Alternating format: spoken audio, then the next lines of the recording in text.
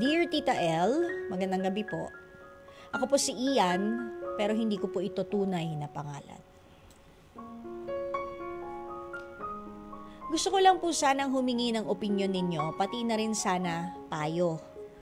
Magka-40 anyos na po ako, habang yung girlfriend ko, well, wala nang araw pong palang kami.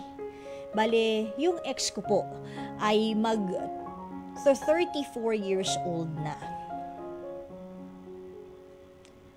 Nag-propose ako sa kanya noong August. Sinorpresa ko pa po siya at kinakuntsaba ang kuya niya at ang kapatid ko. Witness ang pamilya namin sa proposal ko.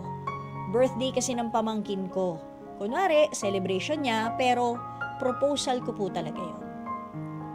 Pero, na-reject ako, Tita El. Yun na ang pinakang malamig na no na narinig ko sa buong buhay ko. Hindi ko maintindihan, hindi ko matanggap.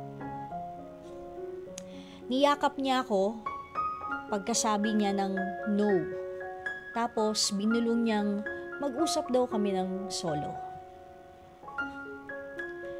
Napagod na daw siya, Tita El. Bago kasi ako mag-propose, nakailang beses nang siya ang nagpo-propose sa akin. 3 beses na formal pero private proposal, pero maraming beses na random siyang nagyayaya ng kasal. Minsan, tinatanong niya lang ako kung ayaw ko pa raw ba talagang magpakasal. Never akong nakasagot ng matino sa kanya. Sinasabi ko lang, di pa ngayon babe, darating lang siguro tayo dyan. Nung nag-propose ako, naisip ko lang yon 1 week earlier. Tumatanda na pala kasi ako. Naisip ko rin kung ikakasal kami, dapat ako yung mag-propose. Pero, ang sakit po na na-reject ako. Akala ko, gusto na niyang magpakasal. Bakit siya humindi? Tapos, nag-break kami. Ang sakit-sakit, Tita El. Hindi ko makita yung sarili ko sa piling ng ibang babae. Siya lang. Pero, bakit niya ako tinalikuran? Napagod siya. Pero sana nagsabi siya para naagapan ko sana. Anong dapat kong gawin, Tita El? San po ba talaga ako nagkamali? Hanggang dito na lang po at maraming salamat, Ian. Ian! Iyan na nga ba ang sinasabi ko Iyan! Alam mo, hindi mo nabanggit sa letter kung gaano kayo katagal ng mag-boyfriend-girlfriend. You just said that you're 40 and she is 34 years old. But I guess kung ilang beses nang nag-propose ng kasal sa'yo, yung girlfriend mo, it must have mean baka may katagalan na ang relasyon nyo at ready na siya na i-level up yung relationship ninyong dalawa. Kaya lang, siya lang pala yung handa at that time. Ikaw naman, sabi mo nga, wala kang matinong maisagot, kundi hindi na muna ngayon babe, darating din tayo doon.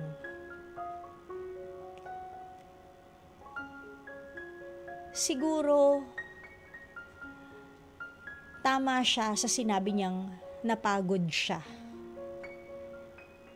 Napagod siya, kaaantay sa'yo na mag-propose ng kasal. Kasi siguro iniisip din niya yung biological clock niya. Alam niyo kami mga babae, may expiration date po yung mga matres namin. Hindi po hanggang sawa, pwede kaming manganak, pwede kaming magkapamilya. Kapag huminto na po down there, na.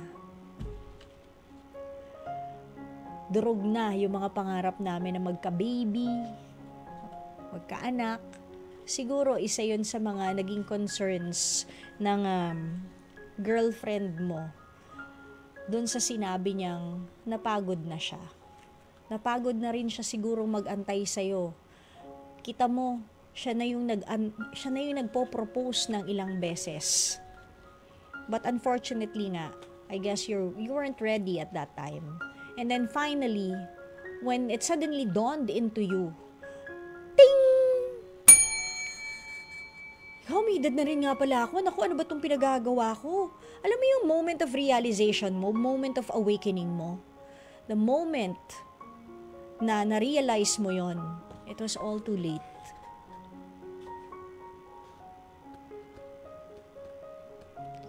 Yung sabi ng kanta, hanggang ang puso mo'y napagod sa paghihintay kay tagal. Parang ganun siguro yung nangyari doon sa girlfriend mo.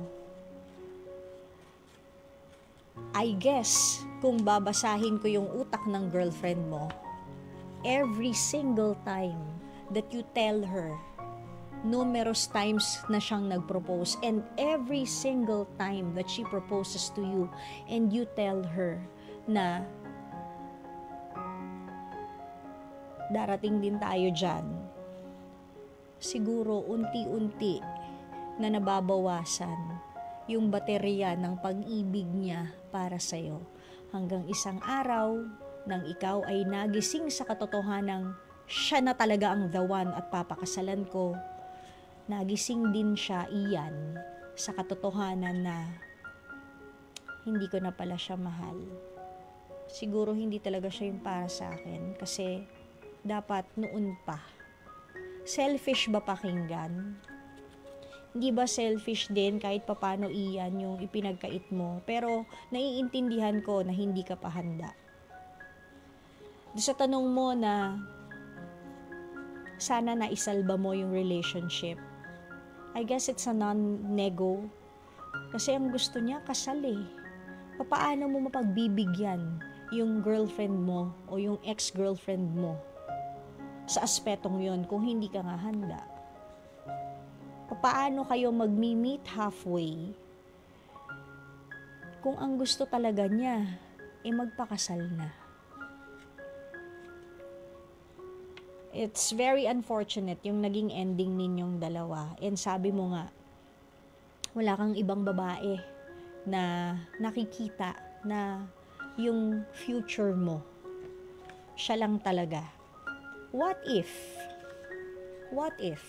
Just give her time. Maybe she just got, super disappointed. Just give her time. Give her a few months. Ba't di mo siya ligawan ulit? Tapos ng ilang buwan, pag naging kayo na, mag-propose ka na agad-agad. Wala nang patumpik-tumpik pa, Ian. Malay mo, may second chance pa. Si Bea nga, tsaka si John Lloyd, di ba?